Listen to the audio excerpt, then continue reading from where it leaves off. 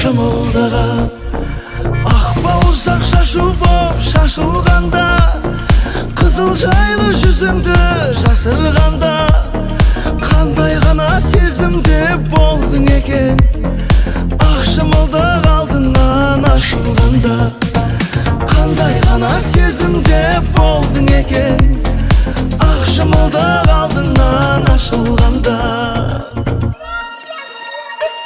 келін түсі салды ғой бұрынғының келін түсі салды ғой бұрынғының келін түсі салды ғой бұрынғының келін түсі салды ғой бұрынғының жайнап жүрсең қып-қызыл кілемдейсің масатыдай құлпырып күлімдейсің қарияға сәлем бер көңілі қалар қариялар қашанғы жүректейсің қарияға сәлем бер көңілі қалар қариялар қашанғы жүректейсің Үмбет әкемізбен Азира анамыздың әулетінде болайын деп жатқан қуаныш тойды бастайық. Келіңіздер, тойғы баршаңызға құтты болсын, жұғысты болсын дегім келеді. Алла бұйыртса, сіздер де келін алып, қыз ұзатып, сол балапандарыңызға немере шөбере шөпшекті сүюді Алла тағалам сіздерге нәсіп етсін. Енді мына сіздерге беташардың басында бір хабарландыру бар ағайын. Алыс жақыннан келе алмай қалған кісілер болса, хабарласып айтсаңыздар болады. Рудный емес, Қостанай облысында емес, бүткіл Қазақстан Республикасы десек те болады. Бұндай жағдай, бұндай іс әлі еш жерде болмаған, яғни мына бүгінгі алдарыңызда болайын деп жатқан беташар тойларыңыз YouTube'да прямой эфирде өтіп жатыр ағайындар.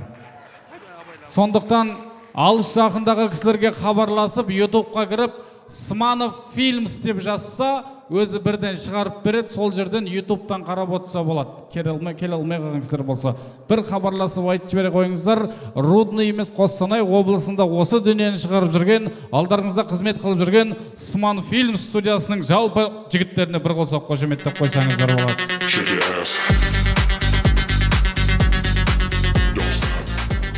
Ал рұқсат болса, ардақты ағайын, баршамыз жиналған болсақ, бүгінгі мына беташар тойымызды кешімізді бастайық. Мен ортаға мына біздің алдымызда жүрген Тәуелбайға барлығына белгілі осында отырған барша мейман таниды деп ойлаймын. Рұқсат болса, мен ортаға Ақыл ағам шақырайын. Қолдан келсе бір қол соқ қошеметтеп қойыңыздар. Өзі азаба, өзі биші, өзі күйші, өзі жыршы, бір сөзбен айтқанда нағыз 8 қырлы, бір сырлы жігіт деп осы кісіге арналған шығар. Осы сөз осы кісіге шығарылған сияқты. Бір қол соқ қошеметтеп қойыңыздар. Беташар тойымызды бастайық. Рахмет, берекелді, қандай керемет, тамаша. Енді мынау асыра мақтау, өзі мынау бізге енді қазаққа өзі ұнай бермейтін сөз ғой. Біз өзі қарапайым болған жақсы көреміз. Соның ішінде енді осындай тойға келгенде ауылдың алтауыз десе жарасымды болатын шығар. Ауылдың алтауызымыз біз енді.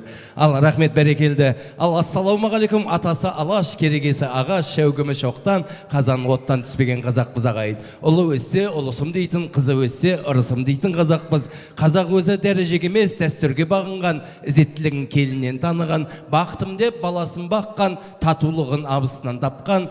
Ал енді мінекей мақсаты да, жақсаты да ұрпағымен тараған, өткірлігін қылышқа балаған қазақпыз ағайын. Дархандығын далаға, барлығында өзімізге қазаққа балаған қазақпыз. Бір қошеметтеп қойсаңыздар, бүгінгі қарақалпақтар ұрулы еліндегі, соның ішіндегі Назарбаевтар отбасындағы той баршаңызға да құтты болсын, баршаңызға да жұғысты болсын деп бір қошеметтеп қойыңыздар.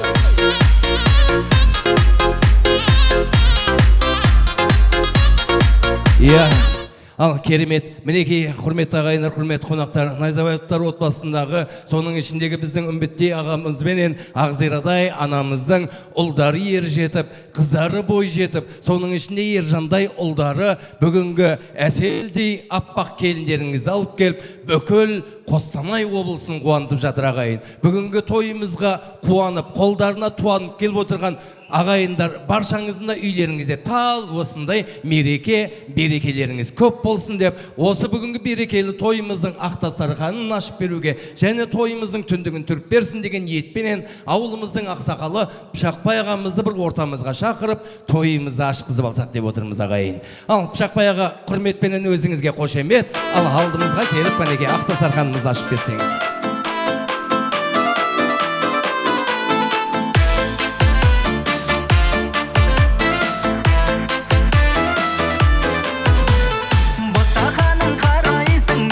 рахмет береке. Пышақбайға мені таппай қалдыңыз ба деймін бе? Мынау енді мынау футболға шыққан, алаңға шыққан футболист ұстап мына жақтан келіп қалдыңыз. Ал ассалаумағалейкум. Енді мінекей Пышақбайға құтты болсын. Енді рұқсат болса, мен той иелерін ортамызға бір шақырып алсам, Үмбет аға оң жағымыздан келіңіз. Ақзира апа қайдасыз? Ақзира апамыз қанекей. Ал Ақзира апа, той құтты болсын. Бүгінгі тойымызды мінекей Пышақбай ағамыз ауылдың ақсақалы өзі бір жақсы сөздерімен ашып берсе деп жатырмыз. Ал өзіңізге микрофонды берейік. Барлықтарыңызда құтты болсын тойларыңыз. Я себебі бәріміздің де тойымызда осы жерде. Я сондықтан біз балдардың қуанышына ортақтасып келіп отырмыз. Барлығы құтты болсын. Әуелі Үмбет жан. Құтты болсын тойларыңыз. Ақзира жан. Тойларыңыз құтты болсын. Өмір жастарыңыз ұзақ болсын. Енді менің қандай сыйлығым бар енді. Осын табыс етім.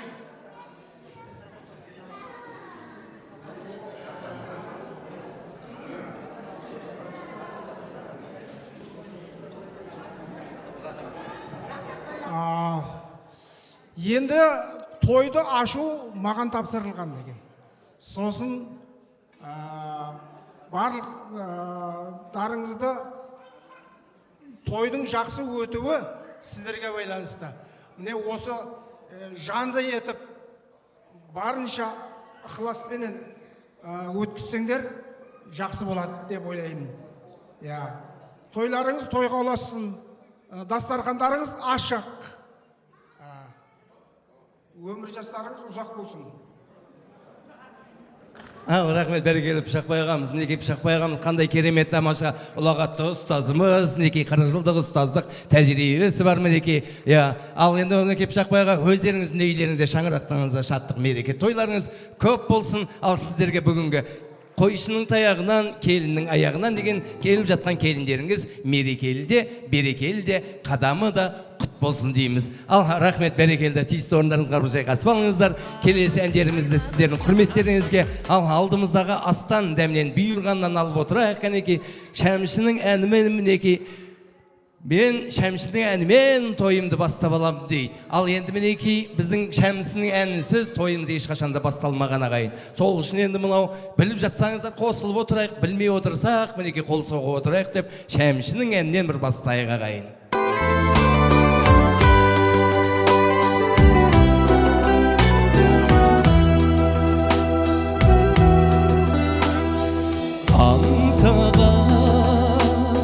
Бақытым сияқтанып айтуы келеді қияқтанып, жол жаққа қараймын, сен жоқсың арайлы, кешікпей келем деп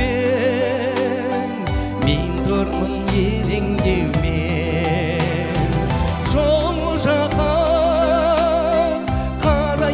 сен жоқсың арайлы, кешікпей келем деп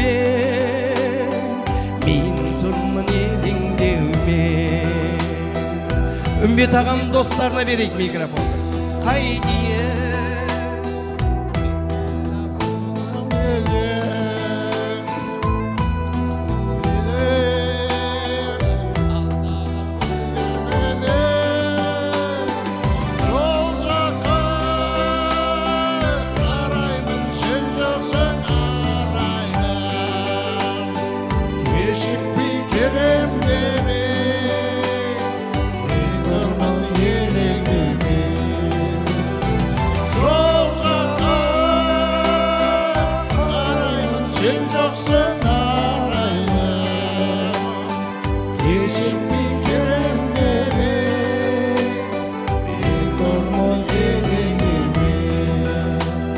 қошеметтеп қояйық. Қанекей Үмбет ағамның достары, жолдастары қанекей. Ой, қандай керемет тамаша.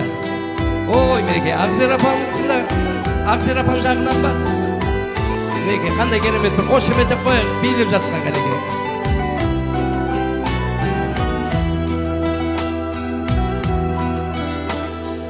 Көшеде сырласып шалқып басып құрбылар келеді қол ұстасып тағатын таусылы аңсадым даусыңды кешікпей келем деп мен тұрмын елеңдеумен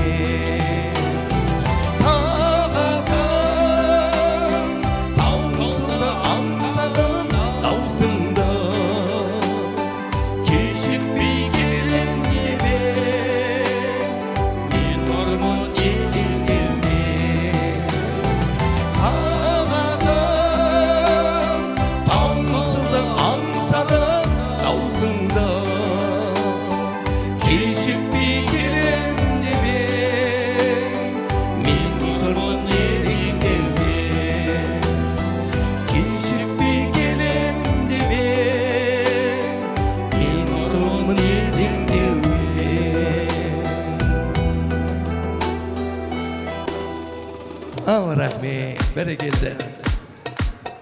Ортамызға мінеге көңілдерін жайып билеп шыққан қонақтарымызға да бір қошемет ұрып отырайық ағайын. Ал жиылмайды ешқашан дастарханым, келген жанның алдына ас тартамын. Кіші болса құрметтеп үні тұтып, үлкен болса алдына аспен бірге бас тартамын деген қазақпыз ағайын. Бүгінгі мінекей ақ дастарханымызға ақ адаласымыз келіп қалыпты. Ақ пейілмен, ақ көлмен сіздердің алдарыңызға бүгінгі той палауын тартсақ ағайын.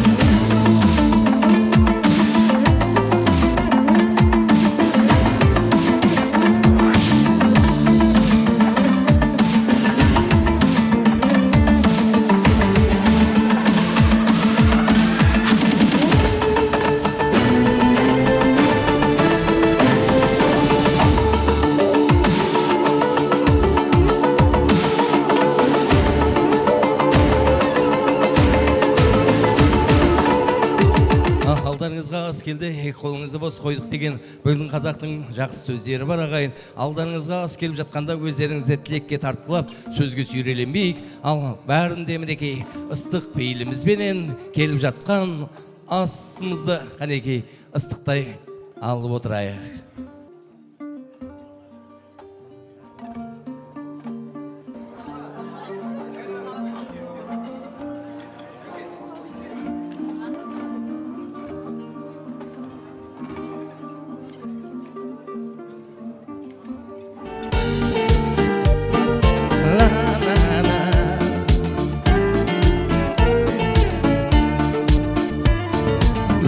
Жүрем бүгін, тағы да бүгін жол жүрем. Ел жаққа бара, жүрегім елден ел жүрем. Ауылдың суы, ауылдың нуы ақсақты, күйбең тірлікте дүрбең шулары шаршатты.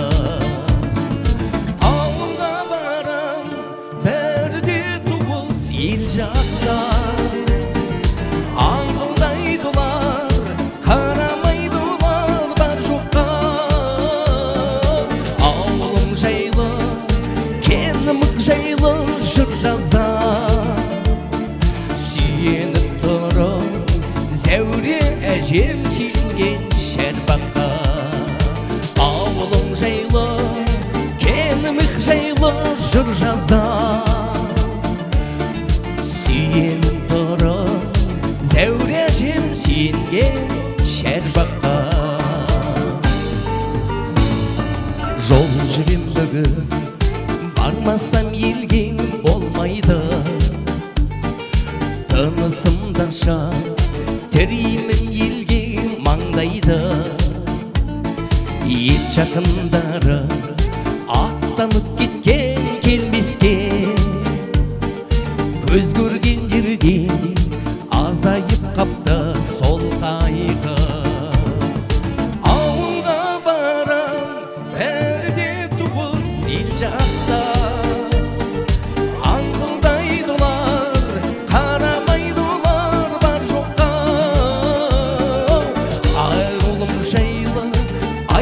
құдық жайлы жыр жазам. Сүйеніп тұрам жаным күл әжем сүйенген шәрбаққа.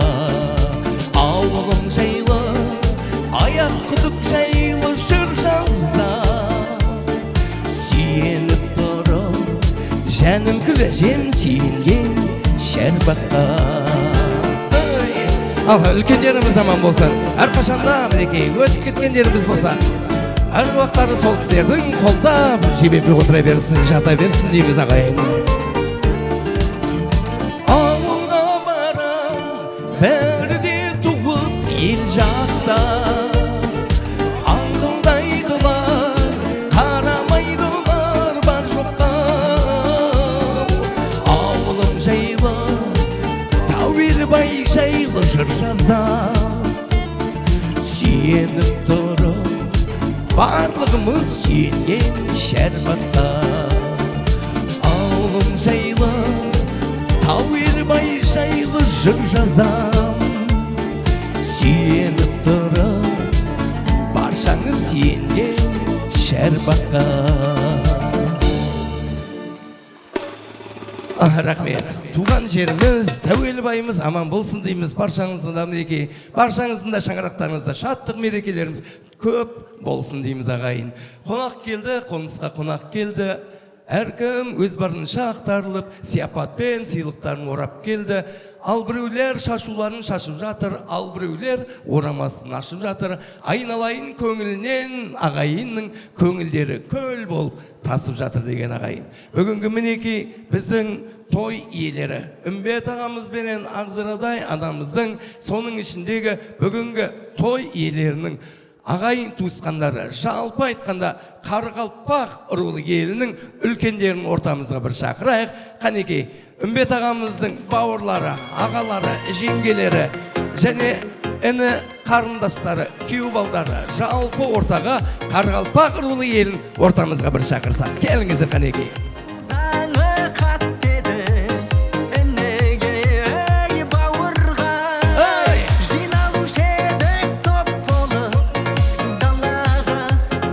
Hoş emek.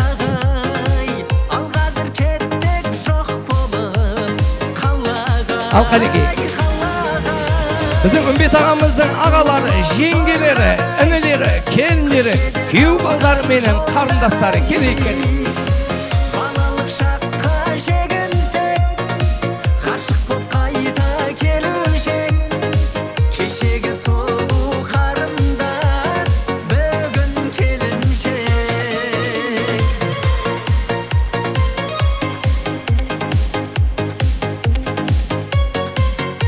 Ал рахмет. Ал рахмет берекелді. Ал бүгінгі тойымыз тойға ұласа берсін. Жалпы өздеріңізге құтты болсын айтамыз. Ал енді кімнен бастаймыз? Жолдан бастаймыз ба? Жастан бастаймыз ба? Жолға қарайтын болсақ, жолға қарап, мінекей жастан бастайтын болсақ, жасқа қарайық. Алыстан келген ба? Ой, қандай керемет тамаша. Алыс жақына келген құрметті қонақтар, құда-құдағайлар, бүгінгі мынау не дейді, себепшіміз екі жас. Ержан, інім Ержан мен келінім Әселдің бас тұрсын бақыт кеше екен. Бұл екі жасқа ұзақ өмір, зор денсаулық, бақыттың баянысын тілеймін. Аға жеңше тойларыңыз құтты болсын, тойларыңыз тойға ұласын. Әрқашанда осы келгенімізде той думан деп келейік. Барлықтарыңыз аман болыңыздар, қай жерде болсақ та сіз деп, біз деп, бір-біріміз іздеп, ағайын туыс іздеп жүре беруді Алла нәсіп етсін. Тойларыңыз құтты болсын.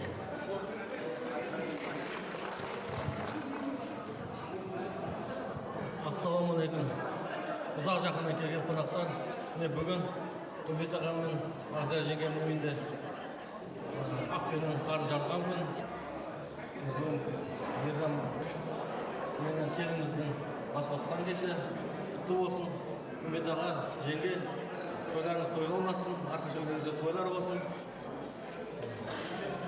Жастарымыз бақытты болсын.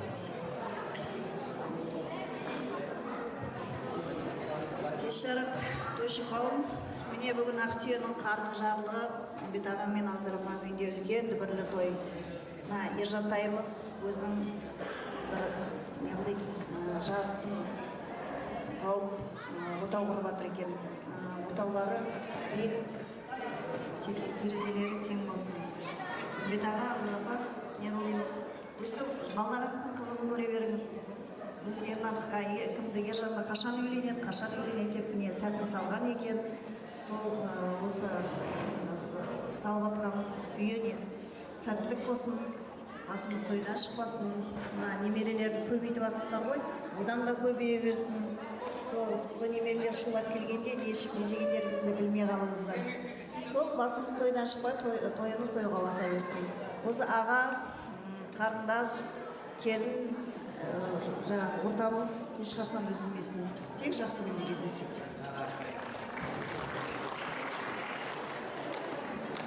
Прямой эфирдесіз. Айтып қалыңыз, бұл ең болмаса Өзбекстанға сәлем жолдамайсыз ба? Жақсы келдік біздер деп. Аға жеңге, бүгінгі тойларыңыз құтты болсын. Қайным мен келінім бақытты болсын. Сіздерге барлықтарыңыздан Өзбекстандағы ағайындар сәлем айтып жатыр. Прямой эфирден бір поле чудесте тұрғанда қол бұлғап қоймадыңыз ба Өзбекстанға? Ал рахмет, бәрекелді, қандай керемет тамаша. Айтылып жатқан ақ тілектердің барлығы өзіндегі екі жастың шаңырағына, өздерінің бойына дарысын дейміз. Ал айтылып жатқан барлық тілектер періштенің құлағына шалынсын дейміз. Ал рахмет, бәрекелді, билейміз ба, ән айтамыз ба? Билейміз, онда сіздерге жарты музыка. Қанекей, келейік.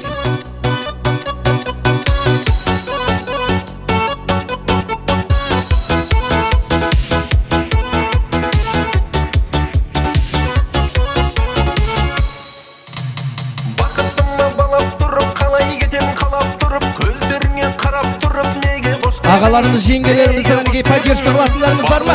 Келейік. Жанарыма күліп тұрып, мені шексіз сүйіп тұрып, неге қош дедің? Жүрегімді менің жаралама, сен босқа болмай ма жігіттер? Артық тұста, кем тұста, сені шексіз сүйіп, жақсы көргеннен басқа айтшы мен не істедім? Айтшы мен не істедім? Көңілімді менің қалдырмашы, сен босқа болмай ма жігіттер? Артық тұста, кем тұста, сені шексіз сүйіп, жақсы көргеннен басқа айтшы мен не істедім? Айтшы мен не істедім?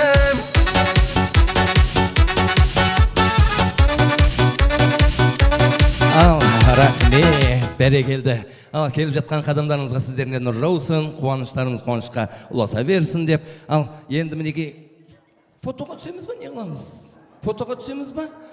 Ал рахмет, сіздер фотоға түсе беріңіздер. Біз енді тағы да бір жұртты шақырып алайық. Біз енді мынау ағайындарменен ара жігін ажыратпаған ағайынбыз.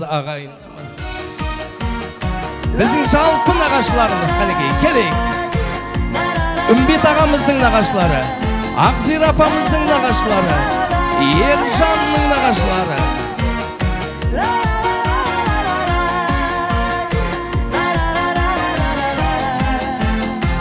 Жалпы нағашылар, келейік, билеп келейік.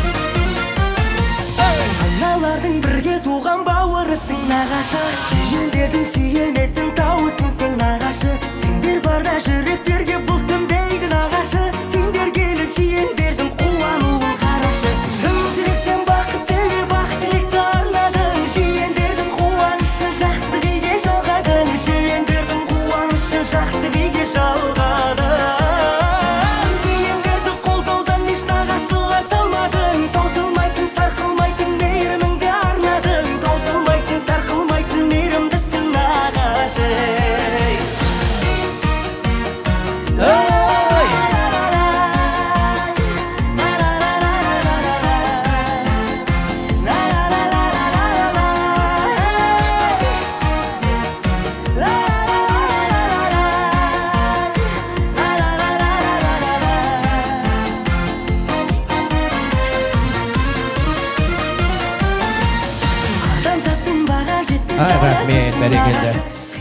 Рахмет, бәрекелді. Енді мынау кешке тойымыз, үлкен тойымыз, соның енді мынау кішкене репетициясы болсын деп өздеріңізді билетіп шақырып жатырмыз ағайын. Ал енді мінекей мына жерде мен нағашылар деп едім. Тек нағашы жұрты деп едім. Нағашы жұрты деп едім. Жоқ, бөлелер молодцы, мінекей поддержкеге шықты, мінекей қандай керемет. Нағашылары мінекей поддержка қылып шыққан бөлелер қандай керемет. Бір қошеметтеп қояйық қанекей.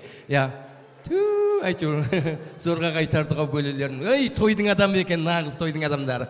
Ал қалғандарымыз нағашылар ғой, бұл жерде енді мінекей менің айтпағым Үмбет ағамыздың нағашыларынан бар ма? Ақзира апамыздың нағашыларынан бар ма? Ержанның нағашыларынан. Сол енді бір адамнан келсе, уақытты алмай бір 3 адам сөйлесе деп отырмыз. Құрметті қонақтар, енді мынау балдарымыз үйленіп жатыр екен. Құтты болсын. Өздеріменен өссін. Жақсы күндерді сыйлаймыз.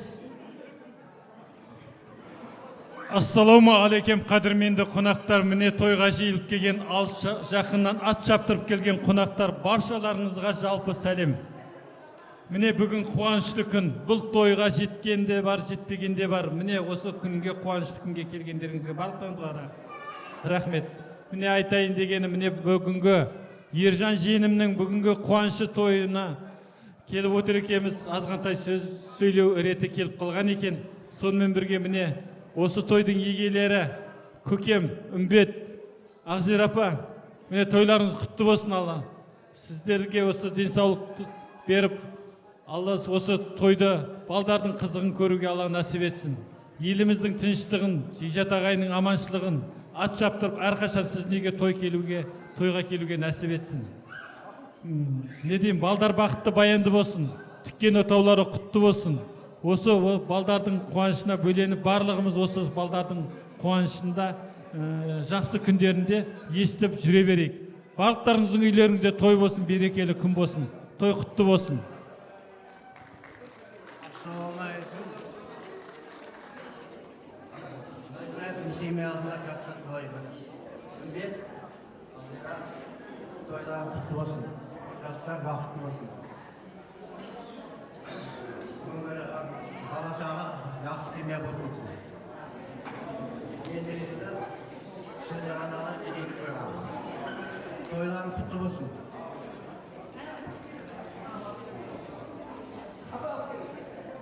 Енді мынау, өздеріңіз мінекей мына жақтан шығарып жатыр ғой, әрине тілек айтқан бары жақсы. Соның ішінде Ақзира апамыздың мінекей түп нағашысы, Ақзира апамның нағашысы Уәли ағамыз да келсін деп жатырмыз.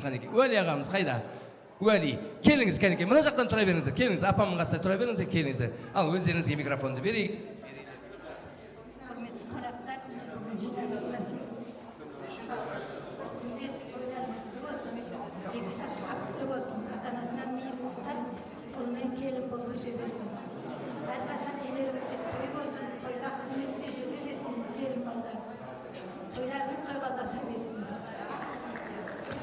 Ал құрметті қауым, ассалаумағалейкум. Мен Ақзира Ержанның нағашысымын. Баяғыда айтатын менде 4-5 ағам бар депті. Өсекте үлкейге өссе, бұлар істемеген.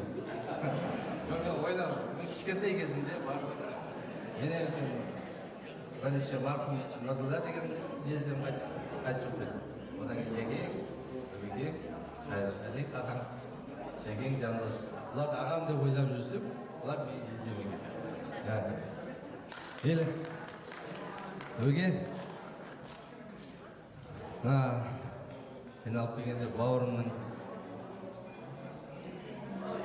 тойы құтты болсын, өте шәрі құтты болсын, шүкір. Кейін оң аяғыма келген болсын, Алла екі жағының ауыз бірлігін берген болсын. Ауыз бірлікті болыңдар, Құда-құдағай оқ адам қой, жақсы сақтасын деді. Балдар бақытты болсын. Мен ризамын, әрқашан жақсы күндеріңе ат шаптырып келуге дайынмын. Рахмет, бәрекелді. Барлығы дерлік сөйлеп болды ғой деймін, барынша жұрттан, Кім? Бажалардан ба? Жоқ, бажалардан келіңіздер, ойбай, бажалардан. Кешке? ойбай кешке барасыз ба шақырды ма деп атқаным ғой әйтеуір иә. Жастар барады деп қазір солай қылған ғой қазір иә. Біріншіден салам алейкум, құрметті қауым. Ағзира, үмбет Ағзира, тойларың құтты болсын, дендерің сау болсын, осы тойың тойға жалғаса берсін, немерелерің көп болсын, солардың қызына тоймай жүре бер. Ержанчик, Ержан жоқ па? Ержан, тойың құтты болсын, бақытты бол айналайын. Өзім тәрбиелеп өсірген балам ғой бұл өзім. Баяғыда айтып едім, 70-ге барған кезде таяқпен барам ба дедім, жоқ, Құдайға шүкір, үйленіп не болды. Бақытты бол айналайын. Тойың тойға ұласа берсін. Рахмет, берекелді. Айтылған ақ тілектер періштенің құлағына шалынсын дейміз. Сіздердің де үйлеріңізде, шаңырақтарыңызда мереке тойларыңыз көп болсын. Ал ұлдарыңыз үйленбеген болса, үйлендіріп, басын екеу қылып, қыздарыңыз бойжеткен болса, құтты жеріне қондыруды Алла сіздерге де соны нәсіп етсін дейміз. Ал рахмет. Құттықтап қояйық. Той иелерін бір құттықтап, құшағымызға алып бір құшақтап қояйық. Келіңіз дегенге.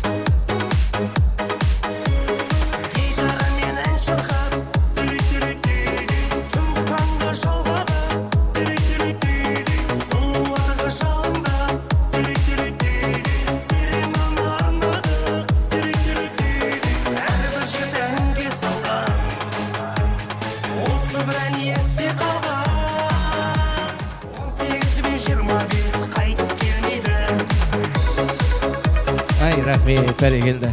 Ой, мінекей, зорлап қосқан ат бәйге алмайды дейді. Өздеріңіз зорлап билетіп қойғаннан кейін адам ұялады екен мына жақтан қарап тұруға. Ал рахмет, айтылған ақ тілектер періштенің құлағына шалынсын. Жыл орындарымыз суытпаймыз, орындарымызға бір жайғасайық. Біздің әлі тілектеріміз көп, сол үшін енді тілектерімізді тездетейік. Біздің ар жақта ақ келініміздің де ақ бетін ашуға беташар рәсімімізді күтіп тұрағайын. Ал сол үшін енді мінекей ортамызға біз осында келіп отырған, жақсы тілектермен келіп отырған жақсы жандарды ортамызға бір шақырсақ, қазақ осы құда бол деп қинайтын, құдалардың жамандыққа қимайтын, құдаларын мақтап кетсе бір-бірін алты қанат ақ ордаға сыймайтын, достыққа жүрмін құмартып, өлгелі жүрмін, өзіме өзім мінартып, жауыздың барып жанына уәзір болғанша досыңның барып ауласына өлген мың артық деген ағайын. Бүгінгі мінекей тойымызға келіп отырған, қыз алып қыз беріскен құда андаларымызды, әулеттің және осы мінекей Ағзирадай апамыздың құдаларын,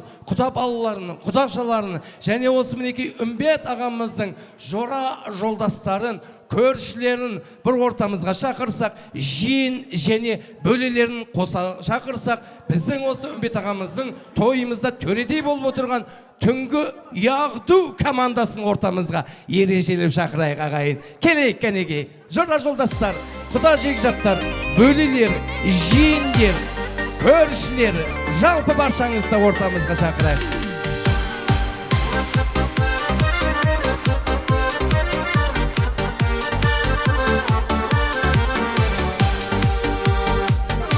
Ағзира апамыздың жора жолдастары, подружкалары, достары, класстастары. Тотығыз құсап түрлене берме, түспейме тотығыз торға. Тәттімен ауаттан дәмін татпасам тағаттанбадым, сен маған қарап қалғанда,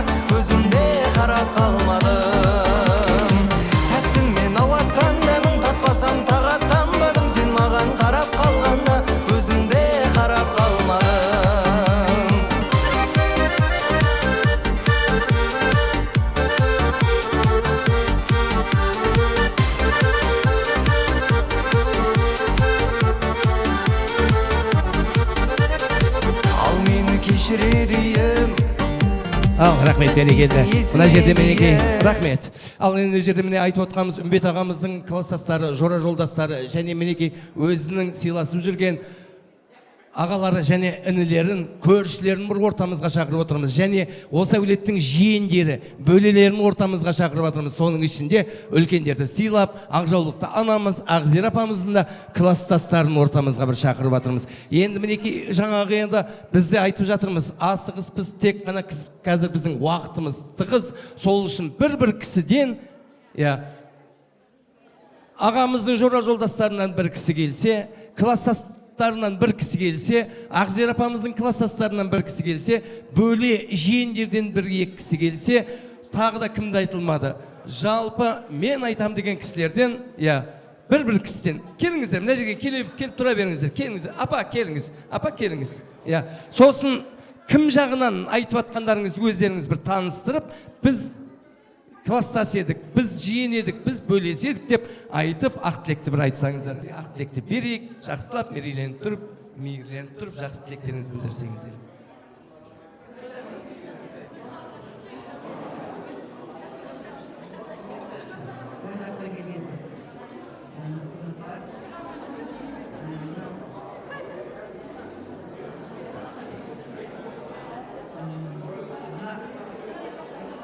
Той құтты болсын, Ақзира құтты болсын мына тойлар. Әрқашан тойға баса берсін. Балалардың қызығын көріп жүре беріңдер. Мен құдалар жағынамын. Немерем осы үйдің келіні.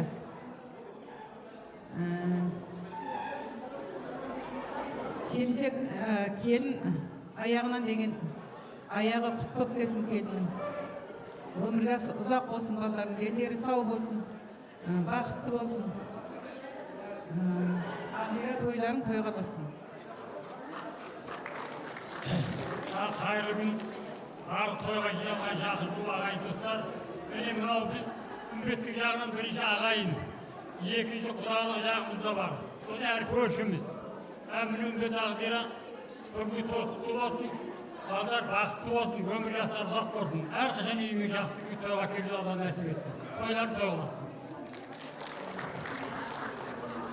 Ассалаумағалейкум. Мына жиналып отқан алыс жақын келген және де мына құдалар, ағайын туыстар және үмбет Ақзира мынау екі баламыз бақытты болсын, дендері сау болсын, ұзақ өмір жасап осы немере шөбересі үйге.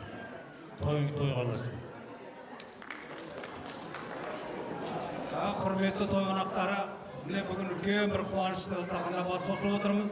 Оның себепшісі үмбет пен мына Ақзира. Мен өзім атым Ахметяров, біз өзім аяқтан болған, мен Көкшеде 27 жыл тұрып, бір домда тұрғанбыз. Үмбет Ақзира, міне осы жерге тойға кездесіп отырмыз. Өзбекстаннан келіп отыр, Жібек көршіміз, Света менен Қайрат. Міне бір тамаша бас қосу, осындай адам бір осындай той мерекеде дейді ғой. Үмбет Ақзира қуанышқа жалғаса берсін. Міне екі ұлтты аяқтандырдыңдар, қызды қияға, ұлды ұяға қондырып отырсыңдар. Әрдайым отбасыларың берекелі болсын. Осы өсіріп тәрбиелеген ұл-қыздарың, немере шөберелерің рахатына келіп жүре беріңдер. Әрдайым осы тойға бас қосып отқан ағайын туған туыс, осы кісілердің барларының отбасыларына той мереке болсын. Тойларыңыз тойға жаса берсін. Біздің көкшеліктерден Зафароваттан жалпы сәлем.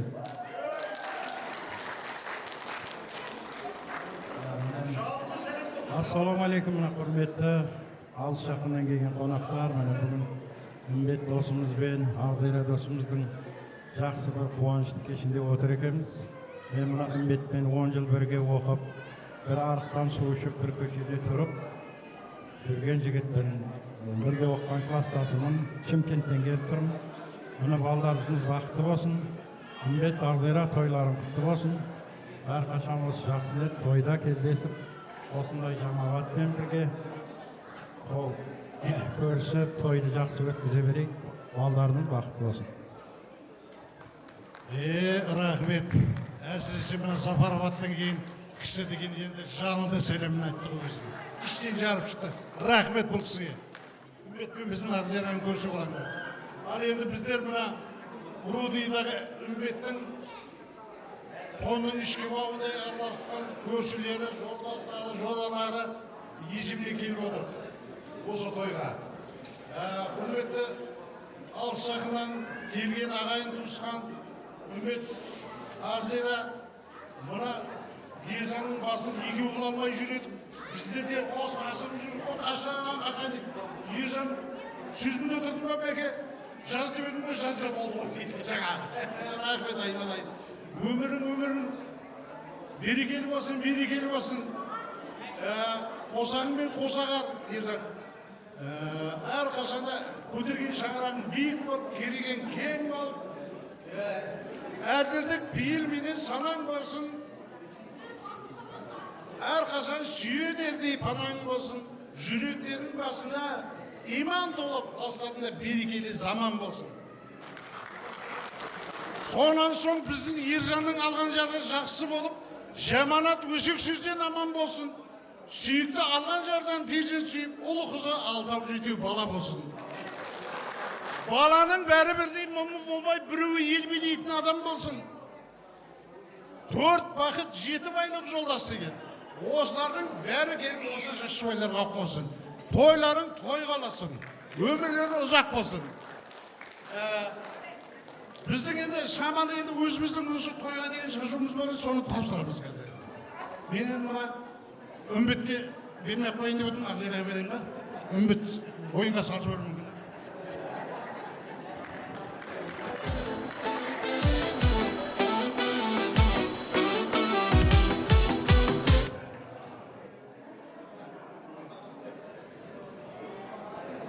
Саламатсыздар ма? Мен өзім таныстырып өтсем, атым Анар болады. Жарты құртты жарып жеген, бүтін құртты бөліп жеген Ақзира апаның бөлесі болам.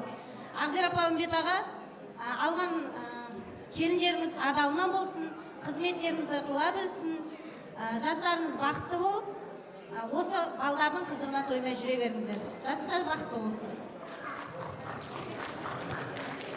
Ассалаумағалейкум, бүгінгі тойға жиналған тойшыл қауым. Мен енді өз таныстырып өтсек, біздер Ақзираның классас достары боламыз, аяқ құттықты азаматтар. Үмбет Ақзира, бүгінгі осы қуаныштарына ортақпыз. Тігіліп атының отауына балдардың берік болсын, балдар бақытты болсын, балдардың атынан, кластастардың атынан құттықтаймыз. Құдай қаласа бүгін кешке тойда да қатысып, оны жалғастыра береміз. Бүгінгі мына жігіттердің ашып атқан YouTube ашық арнасына айтып қояқ енді.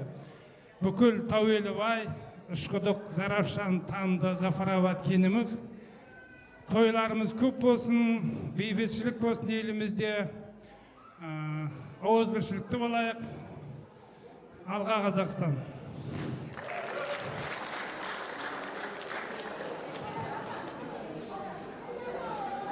Қайырлы күн, құрметті қонақтар, үмбет аға, Ақзира апа, той құтты болсын, балдар бақытты болсын. Біз келіннің аяғынан келді ғой. Той-тойға аласа берсін, өстіп біз қызметте жүре берейік. Біздер сол ержанның бөлесі боламыз. Той құтты болсын. Ассалаумағалейкум қауым. Жиналып жатқан себебіміз мына ержан қайнымыздың бүгін бас қосып жатқан күні. Құсың құтты болсын, ержан. Ержан, естіп жатсың ба? Саған сөйлеп отырмын. Мына құсың құтты болсын, өмір жастарың ұзақ болсын, бақытты болыңдар, дендерің сау болсын. Үмбет аға, Ақзира апа, мынау келіннің аяғынан, шопанның аяғынан дейді. Мынау өрістері кең болсын, шаңырақтары биік болсын, бақытты болсын. Осы шаңырақтарда үнемі той болсын, немерелер көп болсын. Сол немерелеріміздің тойларында біздер келіп, қызмет қылып, осылай күйеу боламыз ғой біздер енді. Жездесіміз қызметте болайық, тойға ұласа берсін. Әрқашан еліміз аман болсын, жұртымыз тыныш болсын. Осы еліміздің аманшылығында, осындай бейбітшілікте, осындай той беріп, міне Құдайға шүкір, осынша 300-дің басын қосып, той беріп бастар. Тойларыңыз тойға баса берсін. Мен өзім қуанып отырмын. Осы тойларыңызға көп келген жоқ, осы енді келдім, арнайы келдім, өзім әтейі келдім. Өзім үшін негізі қуаныштымын. Тек тойға баса берсін. Дендері сау болсын, жастар бақытты болсын. Кеш жарық тойшыл қауым, мен өзімді таныстырып өтейін десем, Ақзира апаның інісінің балдызы болам, яғни келіннің құдашасы болам. Ақзира апа, Үмбет аға, тойларыңыз құтты болсын, тойларыңыз тойға жалғаса берсін, жастар бақытты болсын, келіннің аяғынан, жопаның таяғынан деп, келініңіз сізде көп белгілер тауып бере берсін. Ассалаумағалейкум, тойға жолған қауым. Таныстырып жатыр ғой, ішімізді айтып жатыр. Қарақалпақ деп жатыр, бөлесі деп жатыр. Енді айта кетейін, аға ренжімеңіз. Қарақалпақпыз, сіз де жақынсыз, апам да жақын. Екеуіңіз бір дейсіздер. Бөлесі болам, інісі болам. Айтады ғой, маған ақша қымбат емес, жалын болса жанып кетеді. Маған үй қымбат емес, зілзала болса құлап кетеді. Маған өмір қымбат емес, ажал келсе алып кетеді. Маған көңіл қымбат, сәл жел соқса суып кетеді демекші. Көңіліміз бір-бірімізге қымбат болсын. Аға болыңыз, бөле болыңыз, тойларыңыз тойға оласын. Ержан ол бақытты болайын. Алла рахмет, бәрекелді. Баршасында мінеге шақырып ақ тілекті ақтарлы айтқызып жатырмыз. Соның ішінде енді мінеге біздің енді аяғым тайып кетсе мұздан көрдім, астың ашшылығын тұздан көрдім. Ал енді мінеке жас кезімізде қыз деп мән бермеп едік, есейгенде сол рахатты қыздан көрдім деген. Сол енді бүгінгі Үмбет ағамыз бен Ақзира апамыздың қызы бір шаңырақтың түтінін түзетіп отырған сол қыздың енесі, мінеке ақандай кеу балдарымыздың анасы. Өзіңіз бір ақ тілекті айтыңыз, енді мұны шетте қалып қоймаңыз. Көз ашып көрген құдағай, мінеке бір қошеметтеп қойыңыздар. Ал апа, өзіңізге микрофонды берейік. Бүгін Ақзира мен Үмбеттің баласы үйленіп, Ақтерінің қарны жарылып жатыр. Ақзира мен келін бала құтты болсын, өмір ұзақ болсын, дені сау болсын, әрқашан амандықта өстіп жүре беріңдер. Балдарың бақытты болсын, өмірлі болсын, дені сау болсын. Денсаулықтың арқасында ойнап күліп ержан жүре беріңдер. Ал рахмет, бәрекелді. Мына жерде мінеке ақжаулықты аналарымыз, ақсақалды үлкендеріміз тұр. Сіздердің де түсініктеріңізге рахмет. Баршаңыздан әйтеу бір кісіден дегенге, енді баршаңызда бір кісіден шығып, ақ тілекті ақтарлы айтып жатсыздар. Қандай керемет. Бүгінгі енді мынау тез-тездеп жатқанымыз кешке қарай тойымыз бар. Сол үшін сол тойға да үлгеруіміз керек. Ақ келініміз ақ босағаның ар жағында тұр. Сол кісінің де бір ақ бетін ашып, бүгінгі келіп жатқан жұртымен таныстыруымыз керек. Баршасына да уақыт керек. Уақыт бір Құдайдікі ағайын. Сол үшін енді мына өздеріңізден тағы бір рет басымызды иіп кешірім сұрап, өздеріңізге бүгінгі той құтты болсын, бүгінгі той жұғысты болсын деп тілеп қаламыз. Ал бүгінгі той иелерін бір құттықтап, құшақтарымызға басып бір құшақтап қойыңыздар. Сіздерге де жұғысты болсын. Рахмет, бәрекелді.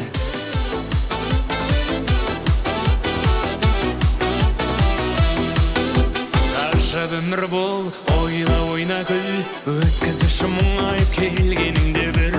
Ғажап өмір бол, өттер соны біл, қолдаларды бағалап бақыт өмір сүр. Өмірді түкіле білген адамға, өмір қатты мұңмен жүрген адамға, шаттығы бар мұңы қайда барсаң да, өзің қандай болсаң өмірді сондай. Бай, ғажап өмір ай, қызық өмір ай, асып тұрған арманға. Бай, ғажап өмір ай, шын бағалай білген жандарға. Бай, ғажап өмір ай, қызық өмір ай, асып тұрған арманға. Рахмет, бәрекелді. Ал құрметті ағайындар, құрметті қонақтар, ақ тілекті ақтарлы айтқыздық баршасына да. Алдарыңызға ағадал асымызды ақтасырғанға қойғыздық. Осы бүгінгі мынау тойымыздан ауыз тиіп жатқан, дәм ауыз тиіп жатқан асымыздың бір батасын алсақ ағайын. Сөйтіп біз енді мынау келіп жатқан келініміздің беташар рәсімімізге бет бұрсақ деп отырмыз ағайын.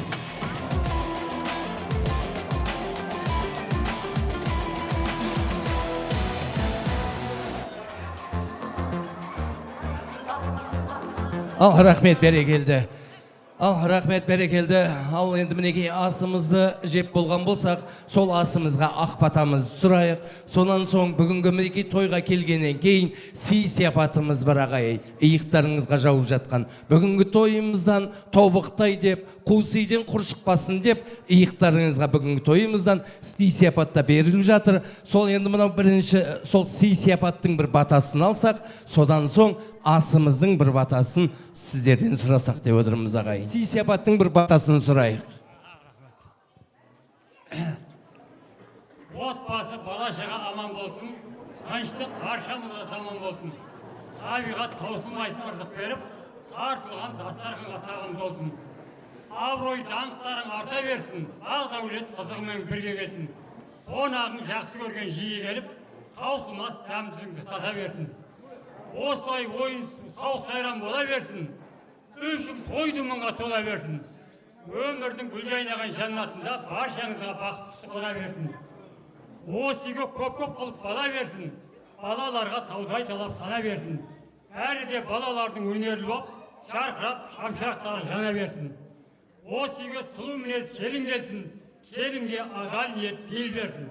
Ақ көңіл ата-анаға мейірімді боп, қызығын бала-шаға көре берсін. Жерімізде тыныштық бола берсін, жерімізге молшылық ени берсін. Әртүрлі бәле жала апаттардан аман болып, қызығын бейбіт халқын көре берсін. Жаныңда жақсы көрген көршің болсын, көршіңіз жақсы көрген бейне төркін. Ағайын, туған туыс, шекжат бауырларың бәрі де сау саламат аман болсын. Бейбітшілік заман болсын, ел іргесі аман болсын. Осы айтқаным қабыл болып, батам менің тамам болсын. О, мені ойлаққа. Ал рахмет берекелді. Мінекей иығыңызға шападымыз, басыңызға бүгінгі Абылайдың бөркіндей бір мінекей құтты болсын дейміз. Ал енді мінекей ас беріліп жатыр ағайын. Жаңа сұрағанымыз сый сияпаттың батасы, енді мінекей астың батасын Құдай қосқан құдаларымыздан сұрайық деп, ал аға өзіңізге келіп тұрмыз. Құдайым оңдасын, еш жамандық болмасын, әулиелер қолдасын. Қосылған жастар бақытты болсын, ата енесіне, адал халқымыздың жоғарғы биік шыңдарынан көрініп, үлкен абыройға ие болсын. Бақытты болыңыздар бәріңізде. Осы ауылмен. Ал рахмет бәрекелді. Астарыңыз мінекей дәмді болсын. Ал енді тамшылмай, қанекей орындарыңызда жайғасаңыздар, біз енді беташар рәсімін бір бастасақ ағайын. Келініміз дайын болса, ақ босағамыздан бір ендірсек деп жатырмыз. Ал бүгінгі келіп жатқан Найзабаевтар әулетіне келіп жатқан ақ келініміздің қадамы құтты болсын дейміз. Келіннің қадамынан, қойшының таяғынан деген бүгінгі келіндеріңіздің қадамы мерекелде, берекелде осы әулетке құт боп келсін деп келіп жатқан ақ келіндерімізді ақ босағадан бір енгізіп алсақ, сіздердің қалың қошеметтеріңізбенен, жар-жардың ырғағыменен ақ келініміз еніп келеді ағайын ақ босағамызға.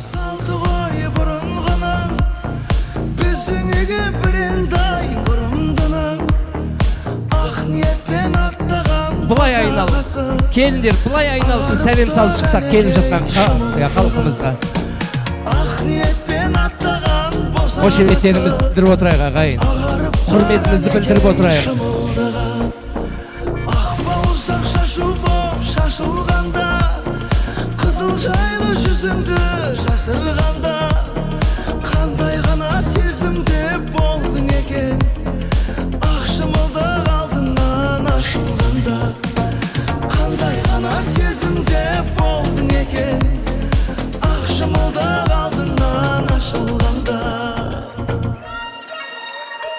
Келін түсін шалды ғой бұрын-бұрын, келін түсін шалды ғой бұрын-бұрын, келін түсін шалды ғой бұрын-бұрын, келін түсін шалды ғой бұрын-бұрын. Жайнап жүрсең қып-қызыл кілемдейсің, масатыдай құлпырып күлімдейсің, қарияға сәлем бер көңілі қалар, қариялар қашанғы жүреді дейсің, қарияға сәлем. Енді анау оқтау ұстайтын кішкентай балаларымыз ба? Кім бар? Оқтау ұстайтын балаларымыз. Сіз ба? Сен ба? ал қанекей. Сосын мынау Ағотауды бүгінгі ниет қылып өзі Ақзира апамыз беташарымызға алып келген. Сол енді мынау Ағотауымызды мына жерге қойсақ халықтың беріп жатқан көрімдіктерін салаты мінеке. Ал сосын мінеке қолтық сүйер жеңгелері түйін түйіп берсеңіздер, содан кейін беташардан кейін түйін шешіп беретінде өздеріңіз. Мынау Ағотауды мына жаққа қойып жіберейік. Қызметтегі жігіттер бар ма? Түрін түстеп атын атап жатпаймыз ағайын. Баршаңызды жалпыламай айтамыз. Неге десеңіздер, бұл жерге жанашырдың бәрі жиналған. Сол үшін енді мынау сынайтын да сөз қылатын да ағайын жоқ. Барлығы сыйлап келген дейміз. Баршаңыздың да мінекей ағайын туысқандар десек, өрім бұтағымызбен қалмай ағайын туысқанның бәрі шықсын. Нағашылар дегенде өрім бұтағымызбен қалмай нағашы жұртымыздың бәрі шықсын дейміз. Оның ішінде осы бүгінгі Үмбет ағамыз бен Ақзирадай апамыздың да нағашылары бар ағайын. Ал енді мінекей сіздерден рұқсат болса, келіп қалған келіндеріңіздің ақ бетін ашып берейін.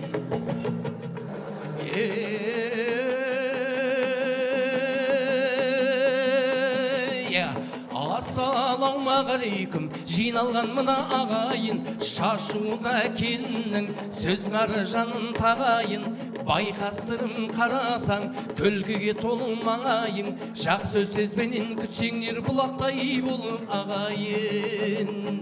Не айтар деп мына ақын, таңырқап тұрсың талайың, мен тұлпардың тұяғы, бір кәдеңе жарайын. Айналайын келінжан, өсиет айтым берейін, құлағыңа құйып ал арту үшін мерейін. Ең алдымен сыйлы бол өзің туған халқыңа, қастерлеп ұста ұмытпа ата баба салтыңды, көз салып жаным құмартпа бағалы екен деп бір алтынды. Екінші келін құрметтей атаң менен енені, әрбір істі абайла, келін болдың сененді, әруақтары солардың жеткерер көкке төбеңді. Және де келін құрметте қатарың менен құрбыңды, лақтарын тастама басыңа түскен шылбырды, шайтанның ерме сөзіне жуытпа ол бір құрғырды. Әр келін бетін ашқызған кездестірдің дүлдүлді, тәртіптің бұл кезінде ұмытпа жаным бұл күнді. Енді саған сыншыл көп кірлетпей ұстай сүлгіңді. Және де келін құрметтей өзіңнің сүйген жарыңды, сүріндіп алма абайла маңдайға біткен нарыңды, сөндіріп алма қапыда өзіңнің жаққан шамыңды. Азда болса келін жан, тыңдадың ата ақылын, ақ болып қыдырдарысын, көбейе берсін жақының, иелі бір сәлемет халқың сыйлап ақынын. Әуел келін есің ал, хақтың досы пайғамбар, дүниеден өткен бабалар, Аллаға қолын жайғандар, жақсы тілек тілесін, медет болар солардан. Өткендердің рухына иіліп келін сәлем сал. Осы үйден үміт еткен жалпы әруақтардың рухына иіліп келін бір сәлем, бір қошеметтеп қойыңыздар. Ал ағайындар, келіп жатқан келіндеріміздің құрметіне, салып жатқан сәлемінің құрметіне қошеметтеріңізді бір аямай отырайық ағайын.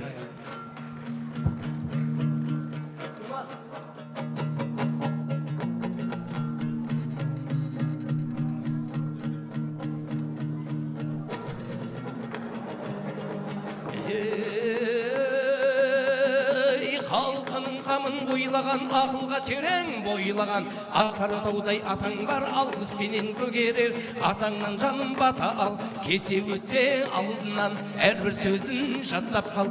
Қамқоршы әрі қорғаның, көкнай салың орманың, сыйлай білсең атаңды, орындалар арманың. Осындай абзал атаңа иіліп келін сәлем сал.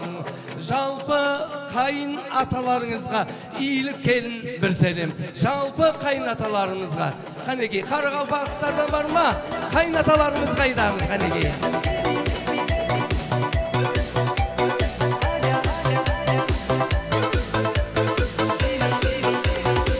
Баяғы өткен Рахмет, бәрекелді. Тыңдасаң келін сүйіліңмен айтылған сөзі өнеге, қынжылмай қызмет ете бер, көп жасаған көнеге. Ерте тұрын тіл қатып, әділеттікпен тіл қатып, қойы құшайын бердағы, иіліп келін сәлем сал, осындай абзал енеге. Ал рахмет бәрекелді, жалпы қайын енелеріңізге иіліп келін бір сәлем. Бір бүгінгі мінеке Қарақалпақтар ұрулы еліне, Қарақалпақтар елінің әжелерімізге иіліп келін бір сәлем. Бір қошаметті қойыңыздар ағайындар, бәрекелді. ауылды жалғыз арала, көшенің бойын Рахмет.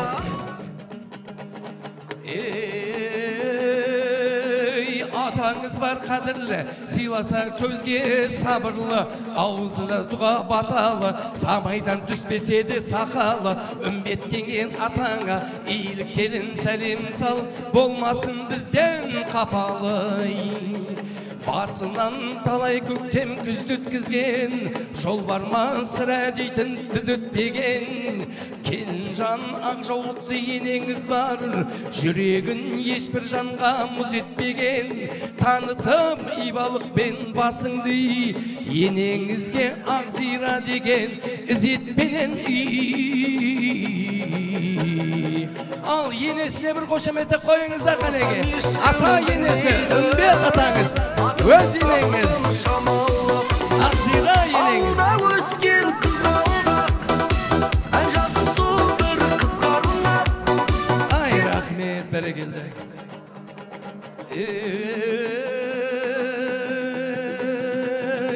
Айтылса әзіл үшін көрім, ұрысыңды сайлама, ұржаңдатып аузыңды сөгейтіп сағыз шайнама.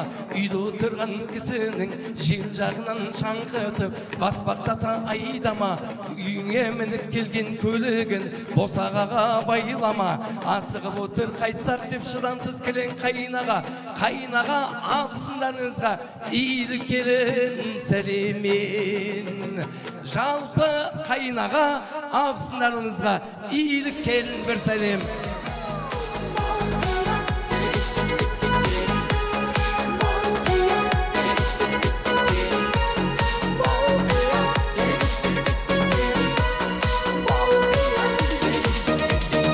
Кездестікті сол кеште тойда, дедім бірден анамая, жүрмейді екен жүректе.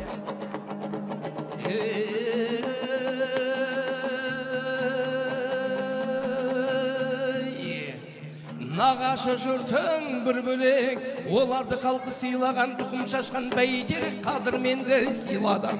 Мықтылығын сұрасаң, жоғыңды тоң берердей.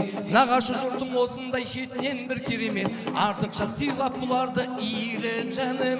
Нағашы жалпы жұрттарыңызға иіліп сәлемен. Ал жалпы өз нағашылары, түп нағашылары, жалпы нағашы жұрттарына иіліп келін бір сәлем, бір қошеметті қояқ кішкенеге ағайын. Билеп шықтым ортаға қарай, қолдашаға құшақ жая, ей қарындас есімің қалай. Ой, нағашылар билеп келек кәнеке, нағашылар билеп келек. Есімің Балқиша емес Балқия, құлдаша билейікші Өз нағашылары, түп нағашылары, жалпы нағашы жұрттары. Балқия, Балқия, есімің Балқиша емес Балқия, құлдаша билейікші кел бір Барқия, бақытты болуыңа мен гарантия. Балқия, Балқия. Ал рахмет бәрекелді. Ал рахмет.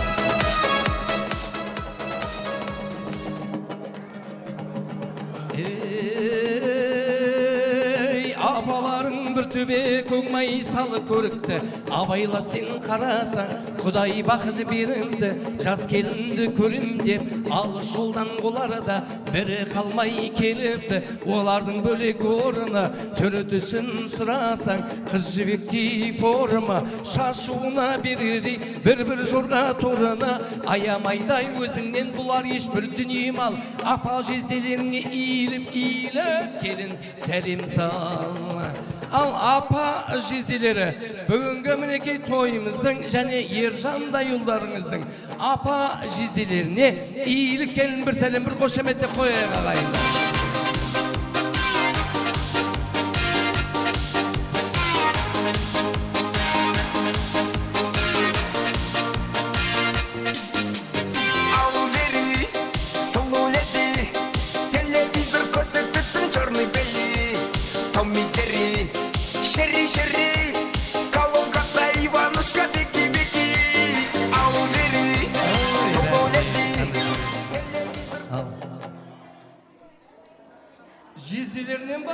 Жезделерінен ба? Түсінетін адам ғой Мереке. Жезделеріңізден атыңыз кім болады деді? Марат па? Ой, Мереке, Марат жезделеріңе бір сәлем салып тұрыңыздар ағайындар. Жезде бөлек қашанда жиналып тұр олары да бетіңді сенің ашарада жезделерің өңшең бір мырзалар мен мықталар әр қашанда осылар қызметіңе түк тұрар жиналған мына қалайық жақсы жезде қашанда ай ападан кем демеңдер сақилығы бұлардың Марат жездеңіз 5000-нан беріп тұрар ал енді мінеки қой менен қозысын қораңа әкеп көгендер осындай қамқор Марат жездеңіз берен және ақандай жездеңізге ерекше етіп екі сәлем ай Марат жездесі мен ақан жездеңізге бір екі сәлем салып қойыңыздар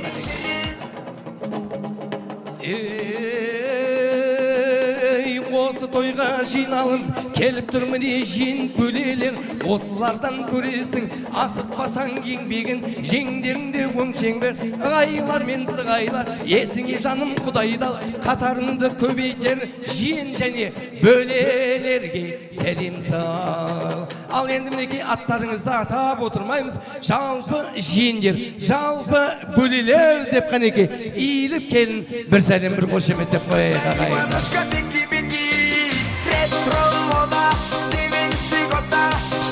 Жиендер, бөлелер, қанекей, билік керек керек.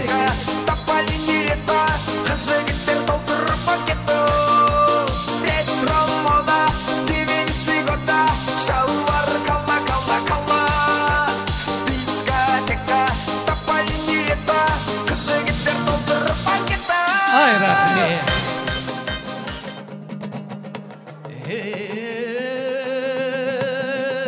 Құда бар келін жылдық құдай қосқан шынымен құрметті адам осы адам сыйласа біл осымен ата-енеңнің жақыны әрі дос әрі ақылы құда менен құдағи әрқайсысы әр елдің билері мен батыры құрметті жаным бұларды деме жаман кемпір шал ізетпенен иіліп көрген жерде сәлем сал ал осы әулеттен қыз алып қыз берген жалпы құдағиларымыздың құрметіне иіліп келін бір сәлем бір қошемет деп қояйық құдағиларымызға ән шашу керек.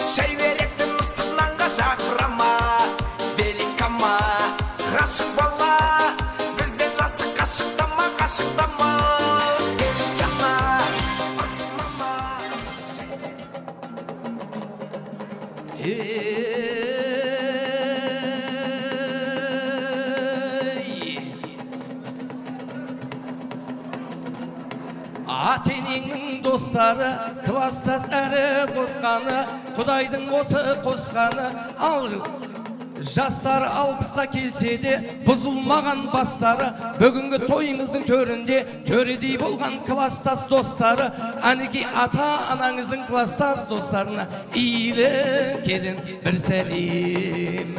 Ал Үмбет ағамыздың класстас достары және біздің Ақзирадай апамыздың класстас жора жолдастарына жалпы иіліп келін бір сәлем, бір қошеметтеп қояйық. Біздің ауылда тұратын қыз теңейтінен сызылағылға. Мына жақа класстастар қарайық, Ақзира апаңызға қарайық. Класстастар бір би, класстас достары, бір би. Біздің араға сағыныштың қылын шеттен гитарам менен күзгі далада сағындым екен, көре алмаймын мен болашақ жарымды бөтен. Еске түсіп қалар деме сіздің көшеден, ей жаным күнді өтен. Ал рахмет. Ал құрметтеріміз ағайын мінекей.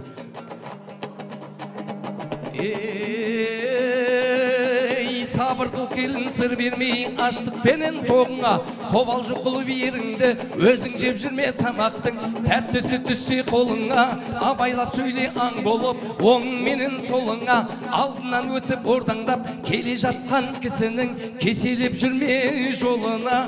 Қабағың түйіп кір жиып ауылдастан қызғанып асуыңды қорымай көршілерге ет сәлем. Ал ауылдағы ауылдастарымыз осындағы жалпы көршілерімізге иіліп келін бір сәлем, бір қошеметтеп қояйық кәнекей. Көршілеріміз, Құдай қосқан көршілеріміз. Көркем едіңіз, шақырғанда жүрегіме ерте келіңіз. Сізге арнап сақтап қойған ақ көңілімді өзге біреу ластап кетсе қайтер едіңіз. Сізді олама сөйлесейе күстігімдер біздің араға, сағыныштың қылын шеттен гитарам менен күзгі далада сағындым екен, көре алмаймын мен болашақ жарымды бөтен. Еске түсіп қалар деме сіздің көшеден, ей жаным күнді өтен.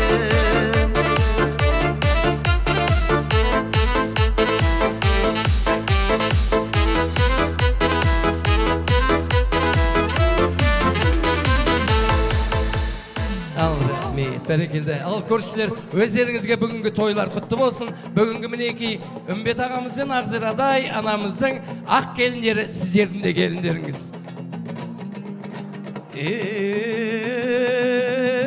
Құлынтайдай секірген қайныларын тұр елеңдеп, жаңа түскен жеңгеме келін алым берем деп, жас өспірім жас жыбыр тәрбиесін жеңгемнің асығып тұр көрем деп. Ойлы бол келін, ойлы бол, ақыл сұрайды жеңге деп, әрқайсысы сенен кеп, қол қанатың осылар, ізіңнен ерден көрендер, қайныларыңды құрметтеп ізетпен келін сәлем сал.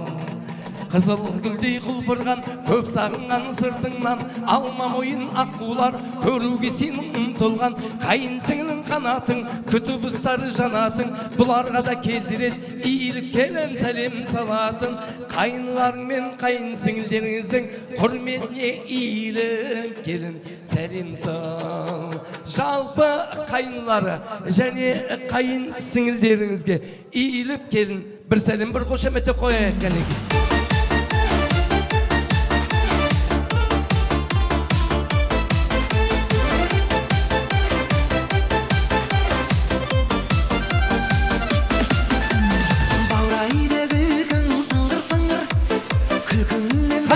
Және қайын сіңілдері, ой мінекей, әжелері болса немерелеріміз түгелдейік кәнекей, әжелеріміз бар ма?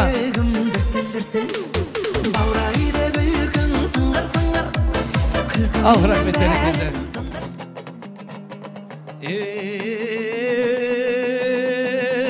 Жора жолдастағы бар, оларды да танып ал, шырақтай жанған бағы бар.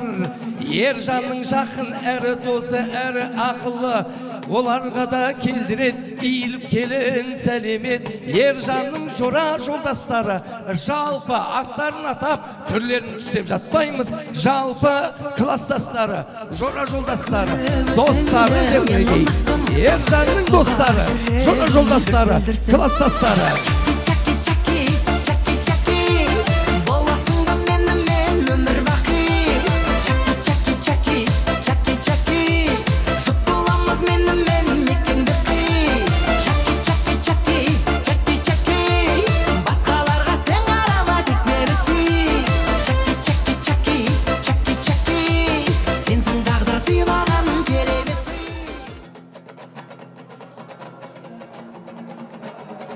Осында кілең жанашыр бәрі дос жаран. Ерболдай қайнағаңызға иіліп келін бір сәлем. Ербол қайнағаңыздың достарымен ортамызға бір шақырайық. Ерболдың достары, класстастары, жалпы баршасына да иіліп келін бір сәлем. Бір қошеметтеп қойайық кәдекей.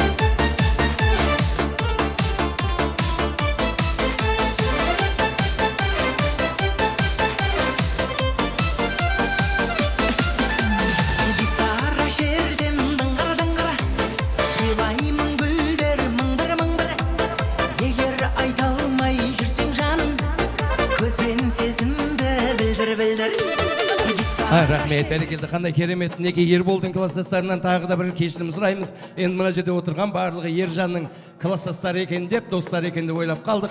Ал мінекей жалпы бүгінгі тойымызға жанашыр да келіп жатыр. Барлық жақсыларымыз келіп жатыр. Сынап жатпайды ағайын, барлығы сыйлап келген деп білеміз. Ал осы тойға келіпті дүйім халық жиналып, бет ашарды бәрі де тыңдай қапты бұйығып. Қалқаланың бір аты мынау тұрған халыққа сәлемет жаным иіліп. Мынау тұрған халыққа сәлемет жаным иіліп.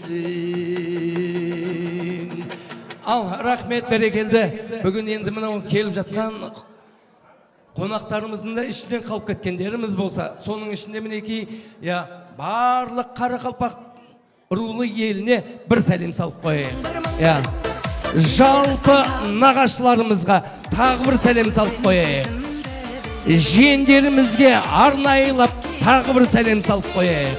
Бөлелерімізге арнайылап тағы бір сәлем салып қойайық. Бүгінгі осы әулеттің құда жекжаттары, құдаша құда балаларына иіліп тағы бір сәлем салып қойайық. Және осы бүгінгі Үмбет ағамыз бен Ақзирадай анамыздың класстастарына, достарына, жорал жолдастарына тағы бір рет сәлем салып қойайық. Соның ішінде Үмбет ағамыздың көршілері бар, жора жолдастары, түнгі яғду командасына бір ерекше етіп екі сәлем салып қойайық. Ал бүгінгі өзіңіздің қайнағаңыз, Ербол қайнағаңыздың класстастарына да бір сәлем салып қойайық. Өзіңіздің жора жолдастарыңыз, Ержанның класстас достарына да тағы бір сәлем салып қойайық. Осымен ешкімнің реніші жоқ шығар ағайын.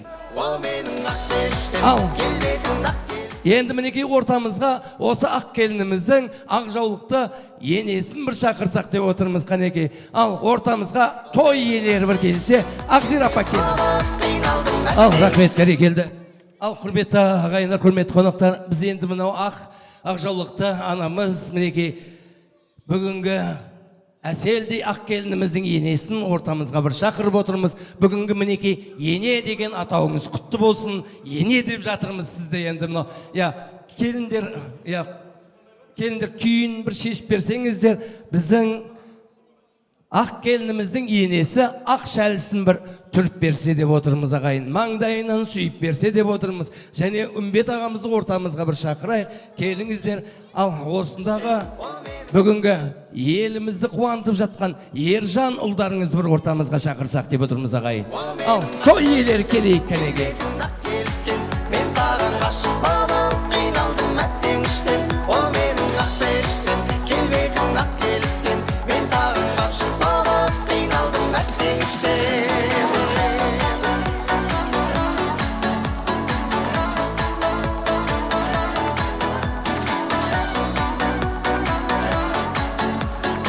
Той құтты болсын.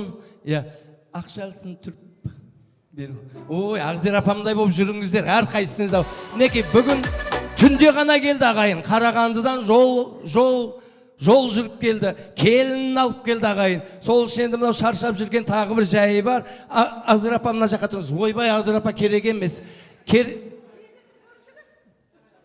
Ойбай, ұрыспай берсіңізші. Мен сұраған жоқпын, өзі беріп жатыр, ұрысып беріп жатыр тағы да. Ал рахмет, бәрекелді. Тап осындай күнге бізді де жеткізсін. Алла біздің де ұлымыз бар, қызымыз бар. Тап осы жақсы ниеттер сіздердің үйіңізде болып жатқан біздің де шаңырағымызда болсын деп. Ал енді мінекей Ержан келген болса, Ержан Әселдің жанына барсаң, оң жағынан тұрасыз. Оң жағынан тұрасыз дейтініміз, біз енді мынау әйелді айтады ағайын. Ер кісінің сол қабырғасынан жаралған дейді. Сол үшін енді мынау сол қабырғасына жақын тұрсын деп, сол жүрегіне жақын тұрсын деген ниетпен оң жағынан тұрғызамыз. Сөз салмаймыз, бұны Үмбет ағамызға береміз. Үмбет ағам Ақзира апама береді сосын. Ай, мінекей. Ал Ақзира апам ар жаққа нөкерлеріне береді. Ең сенімді Ерболға береді. Ербол өзінің келіншегіне бір сөйтіп жоқ болып кетеді екен ғой. Біздер үкіметті солай айыптаймыз. Ақша бермейді, ақшаны жеп қояды деп. Өйстіп жоқ болып кетеді екен ғой, үшін деймін да. Үмбет ағамызға береміз, Ақзира апамызға береміз, Ақзира апам Ерболға береді, Ербол келіншегіне береді, келіншегі балаларына береді. Сөйтіп жоқ болады екен ғой, бізге жетпей қалады екен ғой, үшін. Ал рахмет, бәрекелді, қандай керемет. Енді біз ақ батамызды бір алғымыз келеді. Кеңес бөлеміз ортамызға бір шақырсақ, ақ келінімізге бір ақ батасын берсе деп, кеңес бөлесі деп жатыр. Кеңес ағамыз бар ма? Үмбет ағамыздың бөлесі, кеңес ағамыз. Кеңес ағам мына жақтан тұрайық, халықтың бәрі көріп тұратын шығар. Келіңіз, мына жақтан, әне жерден көрмей қалады екен. Ал лахияумен деп ақ білегімізді бір көтеріп, алақанымыз жайсақ ағайын. Үмбет беді, қодарың бақ той құтты болсын, тойын тойласа берсін. Әрдайым барлықтарың сенде осындай жақсы деп тойлар берсін, балдарымыз бақытты болсын, тойласа берсін. Ал рахмет, бәрекелді, қандай керемет, тамаша. Ал енді мынау бізде оқтау ағайын. Оқтауды да біз енді мынау бүйтіп қалдырып кетпейміз ғой. Столдың үстіне көрінген жерге қалдырып кетпейміз. Бұны киелі дейміз. Сол киелінді, осы оқтауды Ақзира апа өзіңізден кейінгі келіндеріңіздің ұлдарына ма келіндеріңізге ниет қылып берерсіз. О кісілердің де үйінде той болсын деп кімге ниет қыламыз? Марина. Марина. Ай, мінекей. Ниет қылып жатыр, оқтауды беріп жатырмыз. Орамалды ма? Қандай керемет, тамаша. Бір қошеметтеп қояйық ағайындар. Ал Ержан, қосағыңмен қосағар, бақытты болыңыздар. Әрдайымда екеуіңіздің бір жастықта бастарыңыз бір жастықта қартайсын дейміз. Ал рахмет, қолтық сүйер жеңгелері, біздің енді Әселдегі келінімізді алып барып, ыстық шайларыңызды бір дайындай берсеңіздер, біз бүгінгі беташарымызды осымен тәмамдасақ деп отырмыз ағайын. Баршаңызға да той құтты болсын. Бір музыка болса, келіндерімізге ұрықсат, шайын дайындай берсе, біз келіп жатқан қонақтарымызда ыстық шайымыз бар ағайын. Ақ батадан нарайын, ақ тілекке толтырып, мынау тойдың сарайын. Ақ тілекке толтырып, мынау тойдың сарайын.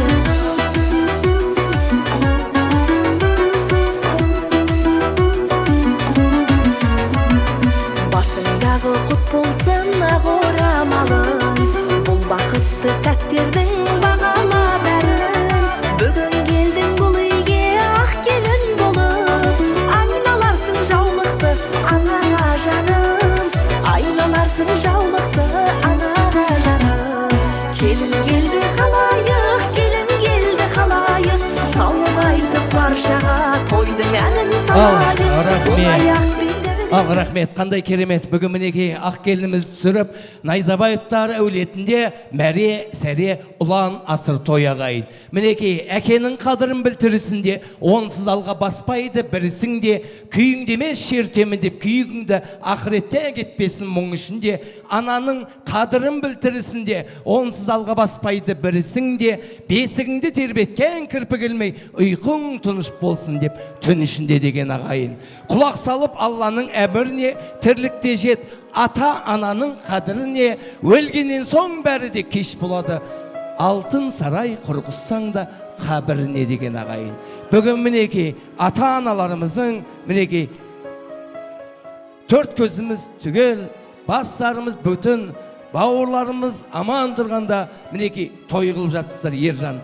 Бүгінгі мінекей тойларыңыз той қыласын. Ата-анамызды халықтың ортасына жинап мінекей ақ келінді алып келіп, жалпы халықты қуантып жатсын. Бүгінгі мінекей тойларыңыз тойға ұласа берсін деп, мен енді ортамызға Үмбет ағамызды шақырсам, осы Ақзирадай анамыз екеуі келген халыққа алғысын білдіріп, ақ тілегін бір жаудырса дейміз. Ал Үмбет аға, өзіңізге микрофонды берейін. Және бір мәртебе ассалаумағалейкум, құрметті қонақтар. Барлықтарыңызға рахмет, мені құрмет қылып, осы біздің семьяны құрмет қылып, ақ дастарханымызға келіп отырғандарыңыз үшін рахмет. Мына Өзбекстаннан бауырым келіп отыр, нағашыларым келіп отыр, кластастар жораларым келіп отыр, қайын жұртым, осы кім болса, Зафарабадтан Жібек келіп отыр. Түнгі яғды, барлықтарыңызға рахмет. Сіздердің үйлеріңізде осындай той болсын, жұғысты болсын, әрқашан жақсы күндерде кездесейік.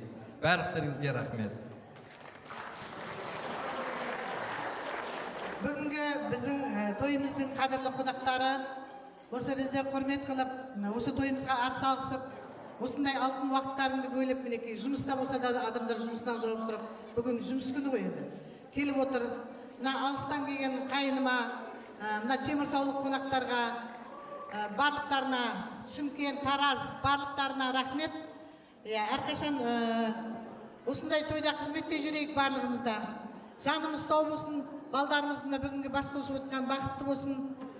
Жора жолдас, құда, кластастар, құдағайлар, құдашалар, барлықтарына осындай жұғысты болсын. Әрқашан тойда жақсы күнде кездесерік. Мына бауырларым осы келін алам деген пәттен бері 4 ай уақыт өтті ғой емдеке.